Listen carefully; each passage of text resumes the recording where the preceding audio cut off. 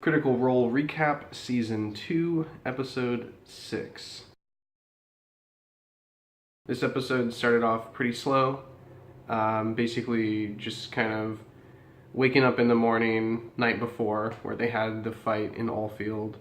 They stayed the night in the inn, free of charge, thanks to the guards. And we're told to meet Bryce, the guard captain, at the Broad Barn, which apparently is a general store, we find out. So they kind of dilly-dally around a little bit. Caleb's on his never-ending quest to stock up incense and charcoal in order to convert Frumpkin back to a cat. They go to the general store, Caleb buys some incense. Jester, again, asking for pickles. Bought a few pickles off the guy that he was planning on eating for his lunch. They confirmed with Bryce what they were supposed to do and kind of talked to him a little bit. He gave them a little bit more information about the gnolls. Mollymock, with his religious knowledge, vaguely remembered the deity that it seems like the gnolls might be serving, which is essentially a deity of hunger and ravenous desire, I suppose. The food is for them, but also for the deity. They basically just set off in the direction that the guard told them the gnolls were heading. Along the way, through some rolling fields, they found the 3 carts that the gnolls had piled up the bodies and the food in, and there were some hyenas licking the remnants of flesh and blood from the carts. They killed those hyenas quickly. Mollymock managed to scout out where they had gone, because the gnolls have gone into a nearby mine, but they had covered up the mine shaft entrance, but Mollymock was able to find it. Is very nervous the whole time about the gnoll encounter, especially since she had been knocked unconscious in the previous fight, and is feeling very not brave. Very not the brave. So she's been taking swigs from her flask this whole time and eventually gets drunk. So then they volunteer not to go scout out the mine shaft, her being the rogue and that kind of being the rogue's job.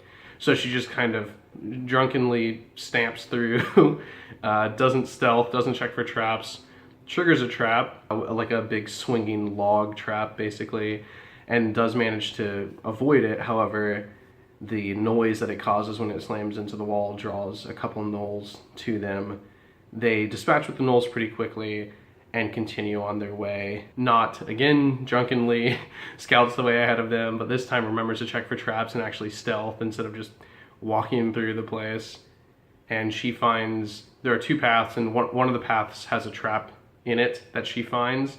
So they decide to go that path because if it's trapped, then it must be the more important area, is what they decide. So they all, as a group, go along there, sneaking by, and stumble upon an altar room in which there is apparently a human who's wearing gnoll flesh as armor, sort of, and as like decoration, who is talking about feeding their hunger and her hunger, which we assume is referring to the deity. The party waits for a bit, and the human wanders off deeper into the dungeon, and the party decides to attack the gnolls now.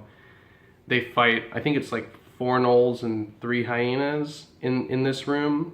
The combat lasts a little while. The combat actually ends up lasting a fair bit longer than it should because of one just ridiculously lucky gnoll who spends like 2 turns lying on the ground and just dodging everything. The party can't quite seem to finish him off, and then Not finally walks up to him drunkenly and manages to drive her sword through the gnoll and end his existence. Technically, I guess there were 3 separate instances of combat. The first one just against the 3 hyenas that they took out in a single round, so that it didn't really get into a full fight. And then the second one against 2 gnolls, which wrapped up pretty quickly. But yeah, so there were 3 instances of combat. The proprietor of the Broad Barn, the general store in town, was pretty funny. He was entertaining. Another character was also introduced. I can't remember his name. He was like a Russian halfling, who apparently is the interim leader in charge of the Allfield area because their lawmaster got killed in the attack, I think, or recently died somehow. And apparently Jester, she had a little sidebar with the dungeon master. Jester recognizes him from about 8 years ago. It seems like Jester maybe, and she's made references to this before, maybe Jester worked at a brothel or something, some kind of pleasure house or something to that, like, because she's said how, like, she's not afraid of dicks, and she's made other comments like that. She seems a bit forward sexually. Russian halfling interim temporary lawmaster-ish guy who seems very annoyed and anxious about his situation. Overall, the episode was funny and the combat was pretty cool. The new area that they went to is cool.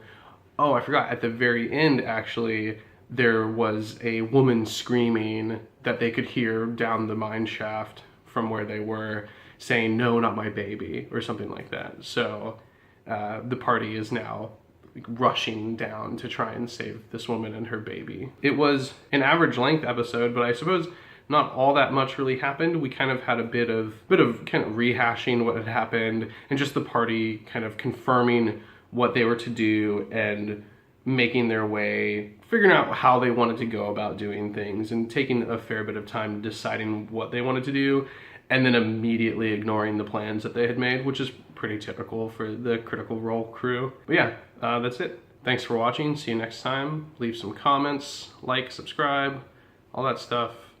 Later.